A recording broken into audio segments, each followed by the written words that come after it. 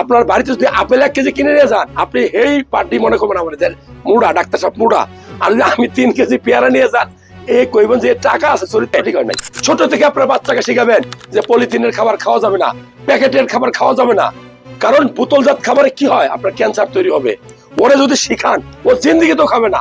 ওরে শিখাবেন যে কাঠবাদাম খেতে হয়, ওরে শিখাবেন যে কিশমিশ খেতে হয়, ওরে শিখাবেন যে বাংলাদেশে যত ফল আছে, পৃথিবীর সেরা ফল বাংলাদেশে। আমরা একটা পেয়ারাতে যে পরিমাণ ক্যালসিয়াম থাকে, 3টা আপেলে সেই পরিমাণ ক্যালসিয়াম থাকবে না, ওয়ারেন্টি গ্যারান্টি আছে। কিন্তু আমরা কি খাই? আমরা খাই আপেল। অথচ আপেলটা কোথা থেকে আসছে? হয় নেপাল অথবা ভুটান, আরো ভালো হলে কাশ্মীর, আরো ভালো হলে সাউথ আফ্রিকা। কিভাবে আসে? ফরমালিন ছাড়া আসা সম্ভব? আপনি একটা ফল আজকে পারেন, নষ্ট হয়ে যাবে। তাহলে প্রিজারভেটিভ দিয়ে আসে, ওয়ারেন্টি গ্যারান্টি।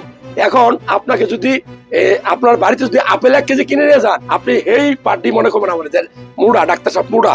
আর যদি আমি 3 কেজি পেয়ারা নিয়ে যান, এই কইবেন যে টাকা আছে, চরিত্র ঠিক হয় নাই।